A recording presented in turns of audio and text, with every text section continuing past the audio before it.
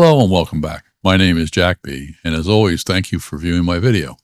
In previous episodes, I presented a look at popular products that are used every day by people and are also being hyped by advocates, those people that are paid to say they like those products and that they are the best products in the market.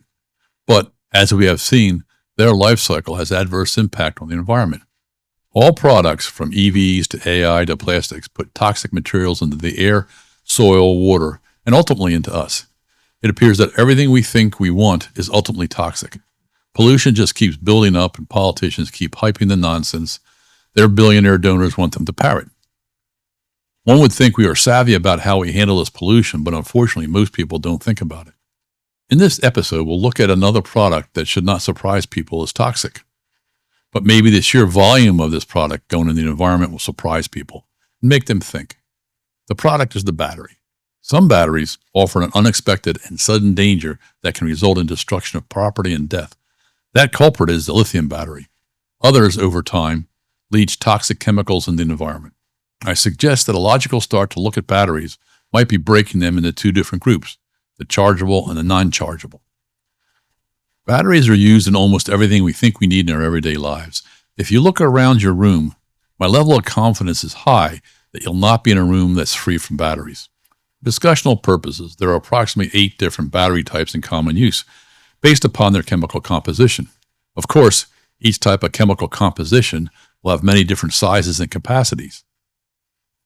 For the rechargeable type of batteries, you have number 1, the lithium-ion battery, number 2, the nickel-cadmium battery, number 3, the nickel-metal hydride battery, number 4, the lithium iron phosphate battery, number 5, the nickel manganese cobalt battery, number 6, the lead acid battery, the wet cell. Then you have the non-rechargeable batteries, such as number 7, the lithium metal, and finally the well-known number 8, the alkaline dry cell. The environmental impact due to all battery types is a problem. It is not just a concern during the mining and refining process of the materials, but for each type of battery, there is also an end-of-life disposal for each battery that's bad. We will take a deeper look at the most popular non-rechargeable dry cell, which is the alkaline battery. Alkaline dry cells come in many different sizes, such as the D cell, C cell, the AA cell, the AAA cell, and the 1, 2, 3 cell, just to name a few. A fun fact about these batteries is that there are 3 billion of just these batteries sold in the U.S. each year. Yes, 3 followed by 9 zeros. There are 3 major components to the alkaline dry cell. Number 1 is manganese dioxide for the cathode side of the battery. Number 2 is zinc for the anode side of the battery. Number 3 is the potassium hydroxide for the electrolyte. Each of these 3 chemicals have a different process of extraction. Manganese dioxide has 2 primary methods. The first method is the chemical process, of which there are 4 types: extraction from the raw ore, decomposition of manganese nitrate, extraction from manganese salts, and extraction from mining waste using HCl. The second method is an electrochemical process using electrolysis or electrodeposition. Zinc has 1 primary method of extraction, which is mining, either underground or open pit. And potassium hydroxide uses a chloralkali process, which is the primary process of extraction. KOH is produced through the electrolysis of potassium chloride brine. All 3 of these chemicals are toxic from their start in the extraction process through the end of their life cycle disposal. Inhalation or digestion of manganese dioxide causes respiratory issues, including lung inflammation and pneumonia. Repeated exposure can lead to neurological problems.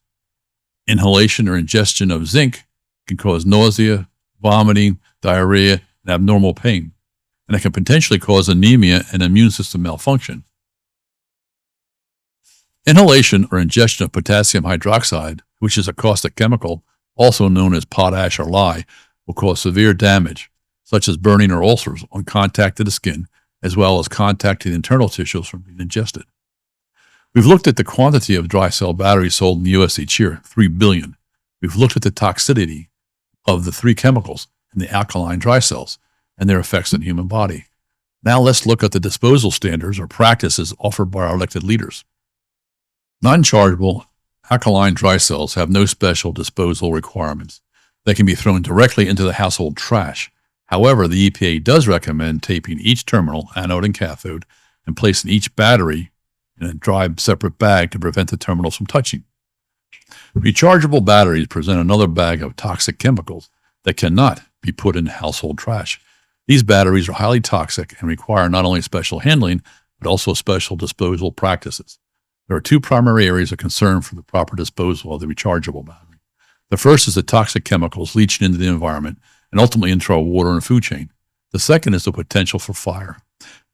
The EPA also recommends individually taping the terminals of the rechargeable batteries and placing them in non-conductive bags, and then taking them to a proper authorized disposal or recycling site. If you're not sure where to take them, you can check with local municipalities, cities, counties, and states. They can provide the guidance on authorized government-sponsored disposal sites. Non-profit organizations such as Call to Recycle can also provide direction for disposal. There are mail-in programs run by companies such as TerraCycle and Call to Recycle. Retailers such as Batteries Plus, Home Depot, and Staples can also provide direction for disposal.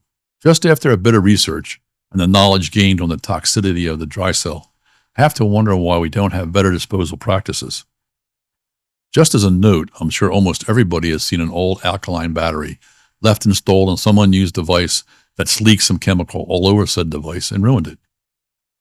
I'm not keen on seeing those chemicals leach into the groundwater. The demand for batteries is increasing every day, which makes the proper disposal of batteries critically important. In 2023, 14 million EVs were registered worldwide. This number was an increase of 35% to the year before and brought the total number of registered EVs globally to 40 million. In 2024, there were 1.2 million EVs registered in the U.S., which accounted for approximately 10% of all vehicle registrations in the U.S. The entire life cycle, the acquisition of all different materials through the end of life cycle disposal for EVs is a major pollution concern. Manufacturers typically warrant the EV battery for 8 years or 100,000 miles, whichever comes first. Well, this is kind of a joke. How many people only drive 12,500 miles a year? Most people I know drive 20 to 25,000 miles a year, which means after approximately 4 years, the EV battery is out of warranty. The battery manufacturers say the EV battery might last 10 to 20 years or 100,000 to 200,000 miles. Again, the reality is people put a lot of miles on a vehicle during a year. Therefore, the gauge to look at is the mileage. One might be lucky to get 7 years out of an EV battery. Then what happens to the battery? The EV contains lithium batteries as well as lead acid batteries. Lithium batteries pose a unique safety concern. They can burst into flame anytime, whether they are charging or not. Causes for the ignition are, number 1, cell damage.